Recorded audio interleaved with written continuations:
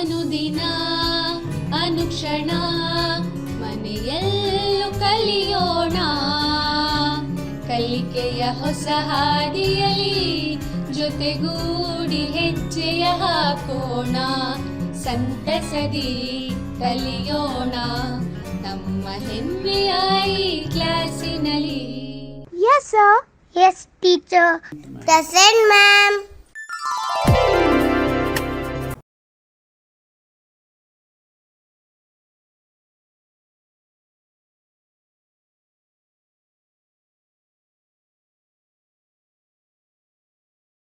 नमस्ते बच्चों, मैं हूँ पूर्णिमा हंदे। बेंगलुरु के गवर्नमेंट हाई स्कूल दोडेरी में हिंदी शिक्षिका हूँ। आप सब कैसे हैं? अच्छे हैं ना? आज हम इस क्लास को एक कहानी से शुरू करेंगे। कहानी सुनना तो सभी को अच्छा लगता है। कथे केळोदु एल्लरिगू इष्ट अल्ल? तो चलिए एक कहानी को सुनते हैं। एक स्कूल था। वहाँ पर एक बार एक शिक्षण अधिकारी आए थे।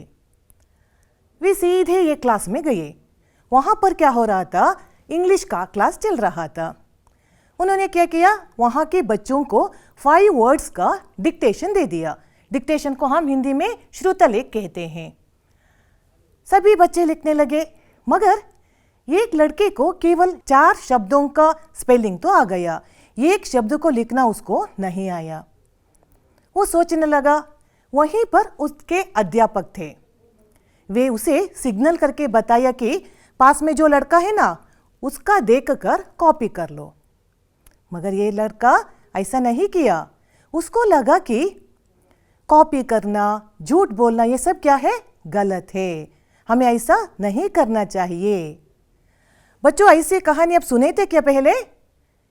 ಕೇಳಿದಿರಲ್ಲ ಈ ಕಥೆನ? ಹಾಗಾದ್ರೆ ಹೇಳಿ, ಯಾರ ಹುಡುಗ? हाँ, करेक्ट ಹೇಳಿದ್ರಿ.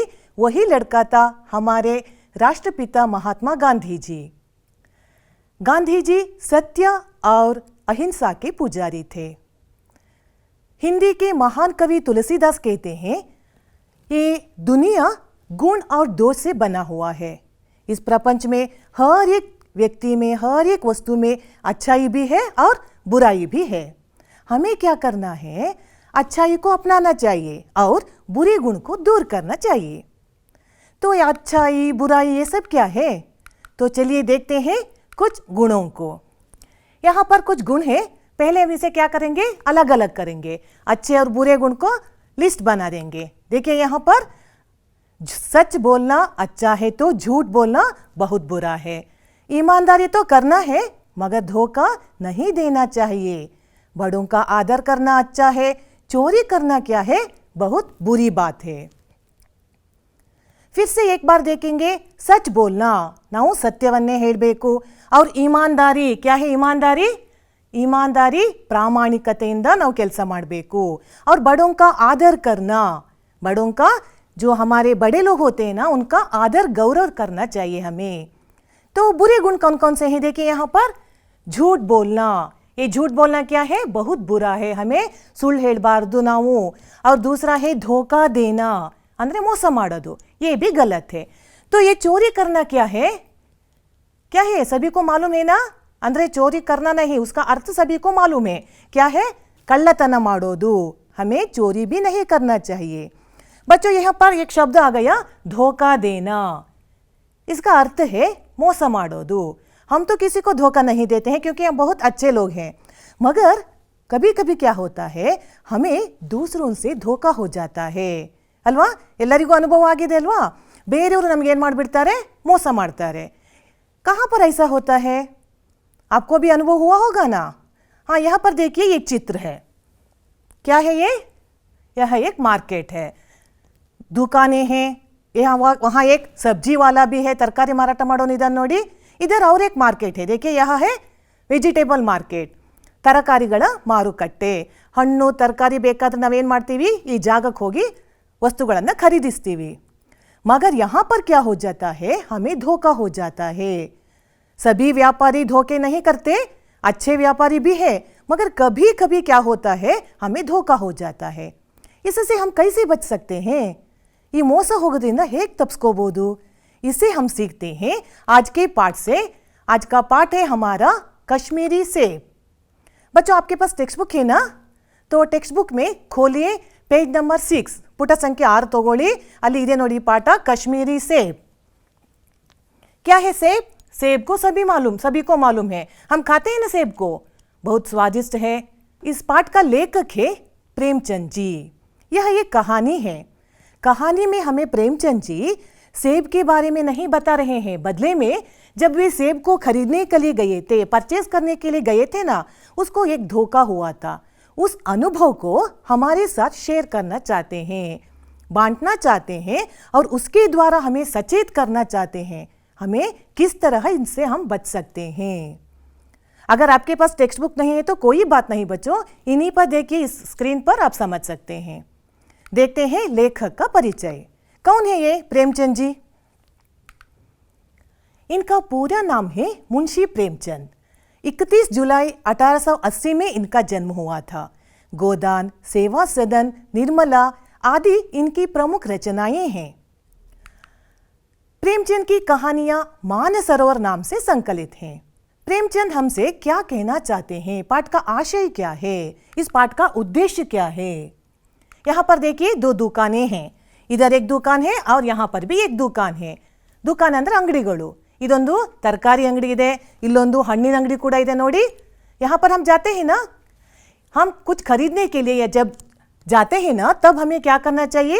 लेखक कहते हैं खरीदारी करते समय सावधानी नहीं बरते तो धोखा खाने की संभावना होती है. जब हम खरीदने के लिए जाते हैं ना, परचेस करने के लिए, ಕನ್ನಡದಲ್ಲೂ ಕೂಡ ಖರೀದಿಸೋದು ಅಂತಾನೆ ಹೇಳ್ತೀವಿ, तब हमें क्या करना चाहिए, सावधान रहना चाहिए, जागृतेंद एಚ್ಚರಿಕೆಯಿಂದ ಇರಬೇಕು. नहीं तो क्या हो जाता है, धोखा हो सकता है.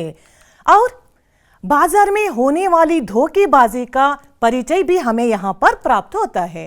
बाजार में ಅಂದ್ರೆ ಮಾರ್ಕೆಟಲ್ಲಿ ಯಾವ ರೀತಿ ನಾವು ಮೋಸ ಹೋಗ್ತೀವಿ, इसका भी परिचय हमें यहाँ पर हो जाता है. इससे हम कैसे बच सकते हैं, देखते हैं. बच्चों पहले हम क्या करेंगे, इस पाठ को एक बार पूरा पढ़ेंगे, क्योंकि पढ़ना भी एक कला है, आपको उसको भी सीखना है. पहले क्या करते हैं, मैं इस पैराग्राफ को, फर्स्ट पैराग्राफ जो है ना, उसको मैं एक बार पढ़ूंगी, आपको बाद में उसे पढ़ना है. गौर से सुनिए, चलिए तैयार है ना. कल शाम को चौक में 2-4 जरूरी चीजें खरीदने गया था. पंजाबी मेवा फरोशों की दुकानें रास्ते ही में पड़ती हैं. एक दुकान पर बहुत अच्छे रंगदार गुलाबी सेब सजे हुए नजर आए. जी ललचा उठा. आजकल शिक्षित समाज में विटामिन और प्रोटीन के शब्दों में विचार करने की प्रवृत्ति हो गई है. सुन लिया ना बच्चों, गौर से देखिए. जहां पर पूर्ण विराम होता है हमें पूर्ण रूप से रुकना है, अर्ध विराम पर थोड़ा रुककर आगे पढ़ना है. हमारा उच्चारण स्पष्ट होना चाहिए. और महाप्राण, अल्पप्राण जहां पर आए हैं ना, वहां उसको भी गौर से पढ़ना चाहिए देखकर. अब आप क्या करेंगे, अब नहीं, इस कक्षा के बाद, क्लास के बाद आप पूरे पाठ को एक बार जोर से पढ़ना है आपको. और उसके बाद मौन वाचन भी करेंगे आप, साइलेंट रीडिंग भी करके पाठ को समझने की कोशिश करेंगे. छात्रों हर एक पाठ से हमें कुछ नए शब्द सीखने को मिलते हैं. यहाँ पर देखिए कौन कौन से हैं. मेवा फरोश यानी ताजे फल बेचने वाला. फल बेचने वाला ಅಂದ್ರೆ ಹಣ್ಣು ಮಾರಾಟ ಮಾಡೋನು, वो भी ताजा फ्रेश फ्रूट सेलर. और एक शब्द है नीम कौड़ी. नीम ಕೇಳಿದ್ರೆ नीम ಹೆಸರನ್ನ, नीम कौड़ी यानी ಬೇವು, ಬೇವಿನ ಎಲೆ. ಯಾವಾಗ ತಿಂತೀರಿ ಹೇಳಿ ಬೇವಿನ ಎಲೆ? ಹಾ, ಕರೆಕ್ಟ್ ಆಗಿ ಊಹಿಸಿದ್ರಿ. ಯುಗಾದಿ ಹಬ್ಬದಲ್ಲಿ ಅಮ್ಮ ಬೇವು ಬೆಲ್ಲ ಕೊಡ್ತಾಳೆ, ನಾವು ಕಷ್ಟಪಟ್ಟು ಕಹಿ ಕಹಿ ತಿಂತೀವಿ, ಯಾಕೆ? आरोग्य दृष्टिಯಿಂದ. यहाँ पर नीम का फल के बारे में बताया गया है. और एक शब्द है तराजू. वहां पर देखिए दुकान में, अंगड़ी नोड़ी, वह क्या किया है, तराजू पकड़ कर बैठा है, लेकर बैठा है ना. तराजू अंदर तकड़ी, तौलने का एक साधन है. और एक शब्द है चौकस, सचेत. हमें सावधान होना चाहिए, कोई भी काम हो सचेत होकर काम को करना चाहिए. बच्चों देखते हैं लेखक का अनुभव क्या है, प्रेमचंद जी हमसे क्या कहना चाहते हैं. देखिए एक बार लेखक प्रेमचंद जी कुछ जरूरी चीजें खरीदने के लिए चौक में गए थे. चौक ಅಂದ್ರೆ ಸರ್ಕಲ್, 4 ರಸ್ತೆಗಳು ಸೇರುವಂತ ಜಾಗ ಇರುತ್ತಲ್ಲ, ಅದನ್ನ ಸರ್ಕಲ್ ಅಂತ ಕರಿತೀವಿ. ಕನ್ನಡದಲ್ಲಿ ಕೂಡ ಚೌಕ ಅಂತಾನೆ ಹೇಳ್ತೀವಿ, ಆದರೆ ಹೆಚ್ಚಾಗಿ ನಾವು ಉಪಯೋಗಿಸೋ ಶಬ್ದ ಸರ್ಕಲ್, ಇಂಗ್ಲಿಷ್ का. बहुत सारे दुकानें होते हैं, ಯಾವುದೇ ವಸ್ತು ಬೇಕಾದರೂ ಅಲ್ಲಿ ಸಿಕ್ಬಿಡುತ್ತೆ. इसलिए लेखक भी वहीं पर गए थे कुछ जरूरी चीजें खरीदने के लिए. वहां पर क्या हुआ था, बहुत सारे दुकानें थे, मगर एक दुकान में क्या हुआ, गुलाबी रंगदार सेब सजे हुए थे. देखकर लेखक का जी ललचा उठा. जी ललचाना यानी उसे खाने की, खरीद कर खाने की इच्छा हुई. ಬಾಯಲ್ಲಿ ನೀರು ಬರೋದು ಅಂತೀವಲ್ಲ, ನಮಗೂ ಕೂಡ ಅದೇ ಥರ ಅನುಭವ ಆಗಿದೆ. ಹೊರಗಡೆ ಹೋದಾಗ ಎಷ್ಟು ಚೆನ್ನಾಗಿ ತರಕಾರಿ ಹಣ್ಣುಗಳನ್ನು ಜೋಡಿಸಿಟ್ಟಿರ್ತಾರೆ ಅಂದರೆ हम क्या हो जाते हैं, उस तरफ आकर्षित हो जाते हैं, खींचे जाते हैं. उनका उद्देश्य भी वही है, हमें खींचना. इसी तरह लेखक को भी हुआ. वे सीधे दुकान के पास गए. आजकल विटामिन और प्रोटीन के बारे में विचार किया जाता है कुछ भी खाने से पहले, क्योंकि आजकल का समाज तो शिक्षित समाज है. वे सोचते हैं इसमें क्या है, विटामिन क्या है, प्रोटीन क्या है. मगर पहले ऐसा नहीं था. पहले क्या था, टमाटर और गाजर को कोई नहीं पूछता था. सोचा जाता था कि इसमें कुछ भी नहीं है. टमाटर, गाजर ये दोनों सब्जियों का नाम है. टमाटर तो सभी को मालूम है, वहां पर टೊಮೊಟೊ दिया है. गाजर, गाजर ಅಂದ್ರೆ ಏನು ನೋಡಿ, ಚಿತ್ರ ನೋಡಿ ಹೇಳಿ ಏನದು. ವೆರಿ ಗುಡ್, गाजर ಅಂದ್ರೆ ಕ್ಯಾರೆಟ್. कन्नड़ गज्जरी अंतीवी. कैरेट, कैरेट का हलवा तो सभी को पसंद है ना बच्चों. वहां पर क्या हुआ, पहले अमीर लोग कैरेट का हलवा तो खाते थे, मगर कैरेट को कोई नहीं पूछता था. मगर अभी सभी को मालूम हो गया इसमें भी क्या है, विटामिन है. आपको भी मालूम है ना, बताइए मुझे कैरेट में कौन सा विटामिन है. वेरी गुड, कैरेट में ये विटामिन है जो आंखों के लिए जरूरी है ಅಲ್ವಾ. ಎಲ್ಲರಿಗೂ ಗೊತ್ತಿದೆ ಕ್ಯಾರೆಟ್ ಅಲ್ಲಿ ये विटामिन ಇದೆ. मगर यहाँ पर लेखक प्रेमचंद जी को खाने की इच्छा हुई थी सेब को. तो सेब क्या है, देखिए, रोज एक सेब को खाने से हमें डॉक्टरों की जरूरत न रहेगी. डेली एक एप्पल को खाना है हमें. इससे हम क्या कर सकते हैं, डॉक्टर से दूर रह सकते हैं. बच्चों मुझे बताइए, हम डॉक्टर के पास कब जाते हैं, ಯಾವಾಗ ನಾವು ಡಾಕ್ಟರ್ ಹತ್ರ ಹೋಗ್ತೀವಿ ಹೇಳಿ. ಸರಿಯಾಗಿ ಹೇಳಿದ್ರಿ, ಕಾಯಿಲೆ ಬಂದರೆ ಮಾತ್ರ ನಾವು ಡಾಕ್ಟರ್ ಹತ್ರ ಹೋಗ್ತೀವಿ ಅಲ್ವಾ. अगर हमें कायले ने बंदिल्ला, बीमारी नहीं आई, तो हमें डॉक्टर की जरूरत है क्या, नहीं ना. कैसे ये, यहाँ पर कहा जाता है रोज हमें एक एप्पल को खाना है. ಬರೀ ಆ್ಯಪಲ್ ಅಂತಲ್ಲ, ಪ್ರತಿದಿನ ಹಣ್ಣು ತರಕಾರಿಗಳನ್ನು ತಿನ್ನೋದ್ರಿಂದ ನಾವು ಏನಾಗ್ಬೋದು, ಈ ಎಲ್ಲ ಕಾಯಿಲೆಗಳಿಂದ ದೂರ ಇರ್ಬೋದು. ಈಗಂತೂ ಬಹಳಷ್ಟು ಕಾಯಿಲೆ ಇದೆ, बहुत सारी बीमारियां हैं, बड़ी बड़ी बीमारियां हैं. इन सब से हमें क्या करना है, लड़ना है. ये लड़ने के लिए जो शक्ति चाहिए ना, ताकत ಬೇಕಲ್ವಾ ನಮಗೆ, वो सब हमें मिलता है हर एक सब्जी और फल से. ಅದರಿಂದ ನೆನ್ಪಿಟ್ಕೊಳ್ಳಿ ಮಕ್ಕಳೇ, ನೀವೆಲ್ಲ ಈಗ ಮನೇಲಿದ್ದೀರಿ, ಪ್ರತಿದಿನ ಒಂದಲ್ಲ ಒಂದು ತರಕಾರಿ ಹಣ್ಣುಗಳನ್ನು ಖಂಡಿತ ತಿನ್ನಲೇಬೇಕು. क्योंकि हमें शक्ति चाहिए. अब ಕಾಯಿಲೆ ವಿರುದ್ಧ ಹೋರಾಡಕ್ಕೆ ಶಕ್ತಿ ಬೇಕಲ್ವಾ. सो अब आपको खाना है, मगर ठीक तरह से धो के उसे साफ करके खाना है. कहा जाता है फलों का राजा तो आम है. आम ಅಂದ್ರೆ ಮಾವಿನ ಹಣ್ಣು. ಹಣ್ಣುಗಳ ರಾಜ ಅಂತ ಮಾವಿನ ಹಣ್ಣನ್ನ ಹೇಳ್ತೀವಿ, ಆದರೆ लेखक कहते हैं सेब भी उतना ही स्वादिष्ट है. इसलिए लेखक सीधे दुकान के पास गए खरीदने के लिए. वह दुकानदार बहुत चालाक था. वह खुशी खुशी से लेखक को बुलाया, कहा आइए आइए साहब जी, यहाँ देखिए अच्छे अच्छे सेब हैं, वो भी बहुत फ्रेश है, ताज़े ताज़े हैं, अभी अभी आया है, कश्मीर के हैं. इस तरह अपनी मीठी मीठी मीठी मीठी बातों से उसको फंसाया. तो लेखक खुश होकर क्या किए, आधा सेब खरीद कर घर गए. फल खाने का समय तो प्रातः काल है. प्रातः काल ಅಂದ್ರೆ सुबह, ಬೆಳಿಗ್ಗೆ. ಹೆಚ್ಚಾಗಿ ನಾವು ರಾತ್ರಿ ಹೊತ್ತು ತಿಂತೀವಿ, मगर कहा जाता है प्रातः काल, सुबह खाना बहुत ही अच्छा है. इस तरह सोचकर लेखक ने क्या किया, आधा सेब लेकर गए थे, उसमें 4 एप्पल आए थे. एक एक करके निकाल कर देखने लगा, एक सेब भी खाने लायक नहीं. 4 थे, मगर एक भी अच्छा नहीं था. क्या हुआ था, देखिए, एक सेब तो सड़ा हुआ था, ಒಂದು ಸೇಬು ಹಾಳಾಗಿ ಹೋಗಿತ್ತು. दूसरा निकाल कर देखा तो वह भी आधा सड़ा हुआ था. एक तो पूरा सड़ा हुआ था, दूसरा आधा सड़ा हुआ था. लेखक सोचने लगे शायद मैं रात के अंधेरे में शाम को लिया था, अंधेरे में बाय मिस्टेक क्या हुआ होगा, उसको मालूम नहीं हुआ होगा. इस तरह सोचकर उन्होंने क्या किया, तीसरा सेब निकाल कर देखा तो तीसरा सेब बिल्कुल पिचक गया था, प्रेस हुआ था, पिचक गया था. और चौथे में एक काला सुराख था और अंदर धब्बे थे.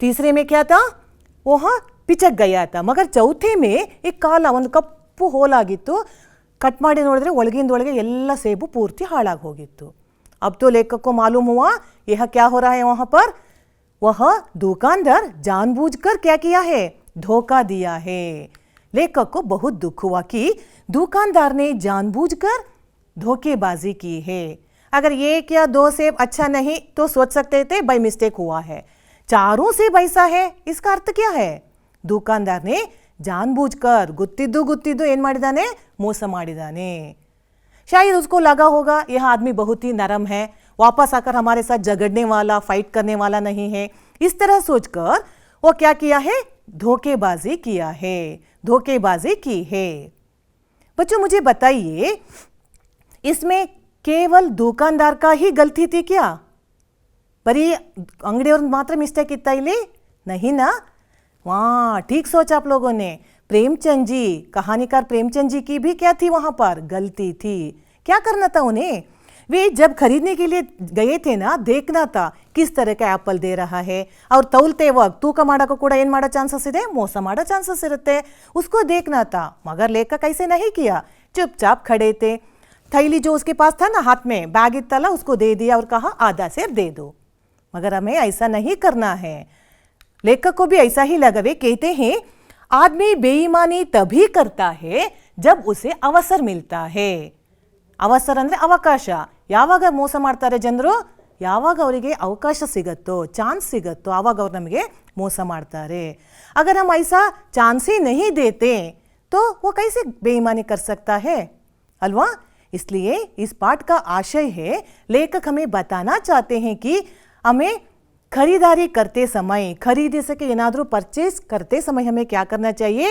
सावधानी से रहना चाहिए नहीं तो क्या हो सकता है बेईमानी कर सकते हैं आजकल तो ऑनलाइन शॉपिंग भी शुरू हुआ है वहाँ पर भी हमें क्या होता है धोखा होता है इसलिए बच्चों होशियार रहिए सचेत रहिए कि खरीदारी करते समय सावधानी बरतना चाहिए नहीं तो धोखा हो सकता है कैसी थी कहानी अच्छी थी ना यहाँ पर कुछ सब्जियों का नाम आया था आप लोगों को देखिए यहाँ पर कुछ सब्जियां हैं टमाटर तो पाठ में आया था और एक सब्जी आया था गाजर ನೆನಪು ಮಾಡ್ಕೊಳ್ಳಿ ಪಾಠದಲ್ಲಿ ಇನ್ನೊಂದು तरकारी ಹೆಸರು गाजर आया था कैरेट अब हम और कुछ सब्जियां हैं यहाँ पर इनको हिंदी में क्या कहते हैं चलिए देखते हैं टमाटर टमाटर तो टमाटर टೊಮೊಟೊ भी कहते हैं ಬದನೆಕಾಯಿ ಕನ್ನಡದಲ್ಲಿ ಗೊತ್ತಿದೆ ನಿಮಗೆ ಇದನ್ನ बैंगन और ಮೂಲಂಗಿ बनता है मूली ये तो लास्ट वन है एलेकोसु ಇದನ್ನ हम क्या कहते हैं पत्ता गोभी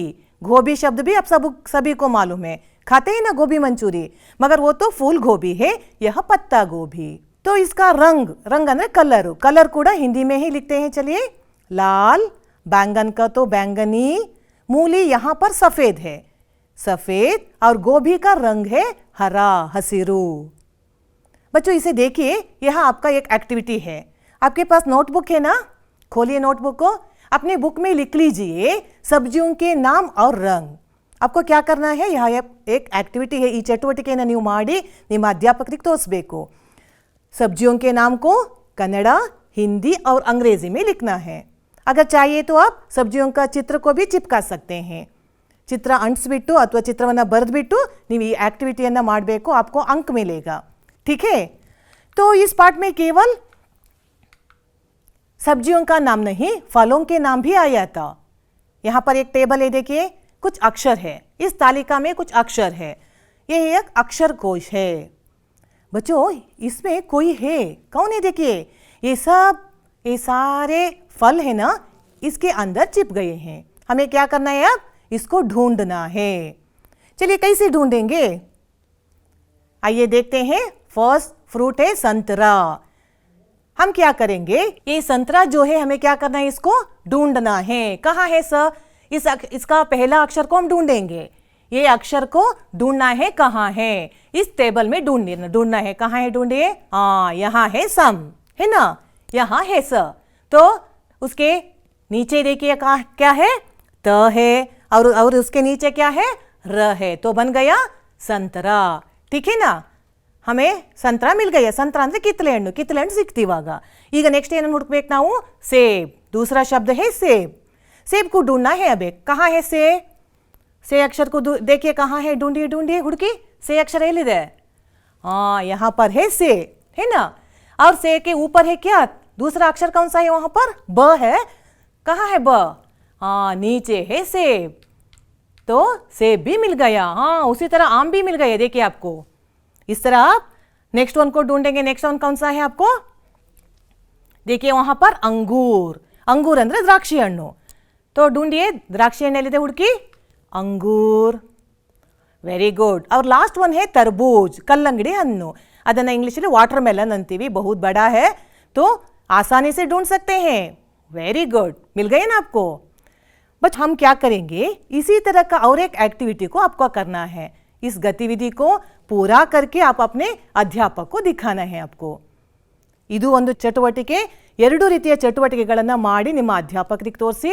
आपको अंक मिलेगा ये अंक आपको चाहिए ठीक है अब तक तो हम कहानी सुन रहे थे एक बार क्या करेंगे अब उसको याद करेंगे इन प्रश्नोत्तर के द्वारा हम कहानी को फिर से याद करेंगे ठीक है क्वेश्चन देखिए प्रश्न को देखिए आजकल शिक्षित समाज में किसके बारे में विचार किया जाता है सोचिए किसके बारे में विचार किया जाता था वहां पर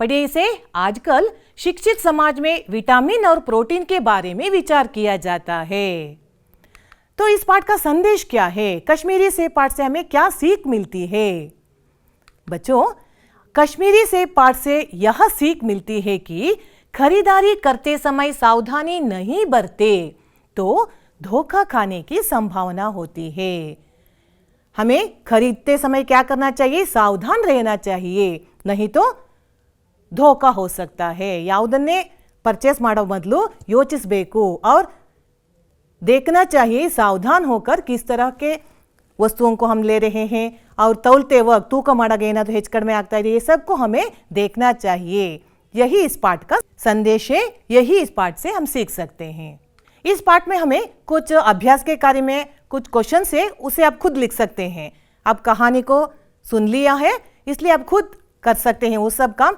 यहाँ पर एक है अभ्यास का कार्य अनुरूपता देखिए यह एक थोड़ा अलग है 3 शब्द देते हैं हमें चौथे शब्द का क्या करना है उत्तर लिखना है इसी तरह का 3 क्वेश्चन है वहां पर देखिए हाँ 3 क्वेश्चन है पहले हम क्या करेंगे क्वेश्चन को हम देखेंगे केला पीला रंग और सेब क्या है यहाँ पर केला और पीला रंग 2 शब्दों के बीच का संबंध क्या है केला अंद्रे बाಳೆಹಣ್ಣು उसका रंग क्या है हाँ उसका रंग तो सभी को मालूम है पीला येलो कलर तो हमें सेब का रंग के बारे में बताना है सेब का रंग क्या है पाठदल बंदिदे ಹೇಳಿ सेब का रंग कौन सा है वाह वेरी गुड सेब का तो गुलाबी रंग है तो उसी तरह दूसरा देखिए सेब एक फल है ना यहाँ पर देखिए सेब एक फल है सेब के रंग के बारे में नहीं सेब एक फल है तो गाजर क्या है ये गाजर भी एक फल है क्या ಇದು ಒಂದು ಹಣ್ಣಾ नहीं ये क्या है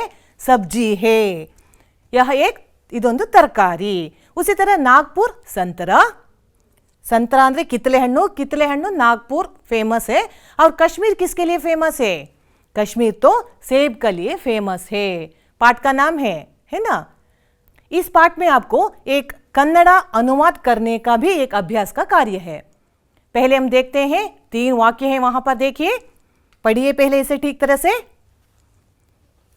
ये अनुवाद करना जो है बहुत ही आसान है आप आसानी से कर सकते हैं ಯಾಕೆಂತಂದ್ರೆ ಪ್ರತಿಯೊಂದು ಹಿಂದಿ ವಾಕ್ಯದಲ್ಲಿ ಕೂಡ 2 ಇಲ್ಲ 3 ಶಬ್ದಗಳ ಅರ್ಥ ನಮಗೆ ಕನ್ನಡದಲ್ಲಿ ಮೊದಲೇ ಗೊತ್ತಿರುತ್ತೆ उदाहरण के लिए देखिए वहां पर फर्स्ट वन यहाँ पर देखिए गाजर भी पहले गरीबों के पेट भरने की चीज थी गाजर ಪಾಠದಲ್ಲಿ ಬಂದಿದೆ ಕ್ಯಾರೆಟ್ ಕನ್ನಡದಲ್ಲಿ ಗಜ್ಜರಿ ಅಂತೀವಿ ಕ್ಯಾರೆಟ್ ಶಬ್ದ ಕೂಡ ಉಪಯೋಗಿಸಬಹುದು गरीब ಅಂದ್ರೆ ಬಡವರು पेट भरना ಹೊಟ್ಟೆ ತುಂಬಿಸುವುದು तो क्या बनता है हमारा अनुवाद ಕ್ಯಾರೆಟ್ ಕೂಡ ಮೊದಲು ಬಡವರ ಹೊಟ್ಟೆ ತುಂಬಿಸುವ ವಸ್ತುವಾಗಿತ್ತು एक सेब भी खाने लायक नहीं एक सेब ಒಂದು ಸೇಬು ಕೂಡ ತಿನ್ನಲು ಯೋಗ್ಯವಾಗಿಲ್ಲ दुकानदार ने मुझसे क्षमा मांगी दुकान अंदर अंगड़ी दुकानदार अंगड़ियवनु क्षमा मांगना सभी को मालूम है तो बन गया हमारा अनुवाद ಅಂಗಡಿಯವನು ನನ್ನಲ್ಲಿ ಕ್ಷಮೆ ಕೇಳಿದ.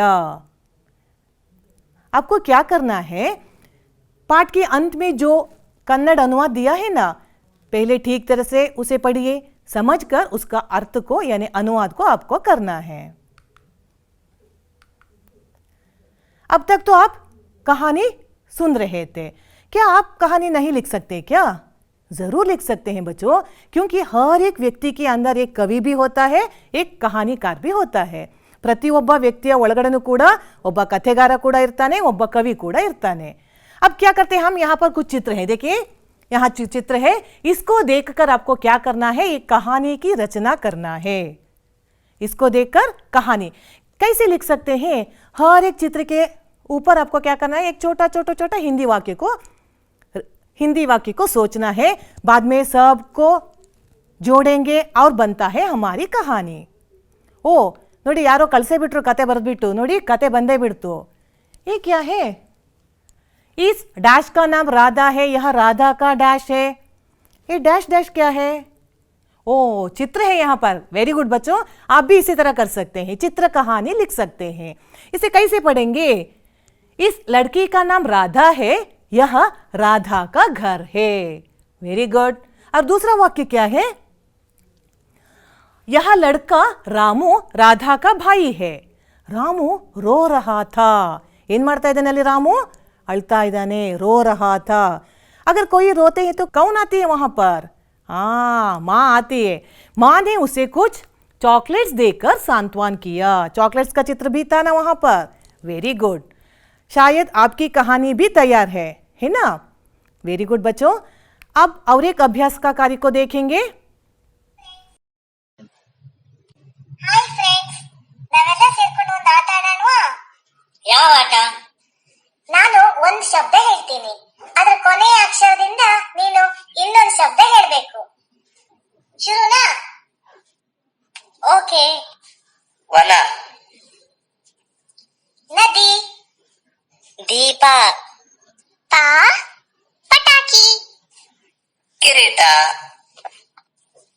ಟಗರು, ರುಮಾಲು, ಲುಂಗಿ, ಗಿಡುಗ, ಗನ, ಗಡಿಯಾರ, ರಜನಿ, ನಿಜ, ಜನವರಿ, ರಿಕ್ಷಾ, ಕ್ಷಯಿಂದ ಕ್ಷತ್ರಿಯ, ಯಜಮಾನ. ವಾವ್, ಆಟ ಎಷ್ಟು ಚೆನ್ನಾಗಿತ್ತಲ್ವಾ? ಕೇಳಿದ್ರಲ್ವಾ ಏನು ಮಾಡ್ತಾ ಇದ್ರು ಇಲ್ಲಿ ಮಕ್ಕಳು?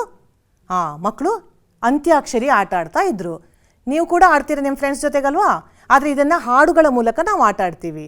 ಆದರೆ ಇವಾಗ ನಮಗೆ ಫ್ರೆಂಡ್ಸ್ ಜೊತೆಗೆ ಸಿಗ್ತಾ ಇಲ್ಲ. सो क्या करेंगे, लिख कर ऐसा एक खेल को खेलेंगे. क्या है, अंतिम अक्षर से एक और शब्द को लिखना है. देखिए यहाँ पर फर्स्ट वर्ड है सेब. ब लास्ट अक्षर है. सेब का अंतिम अक्षर ब से बन गया बल. बल शब्द का अंतिम अक्षर कौन सा है, ल से लड़का और का से काम. समझ में आ गई ना? अब आप भी तैयार है तो फिर से अपना नोटबुक ले लीजिए.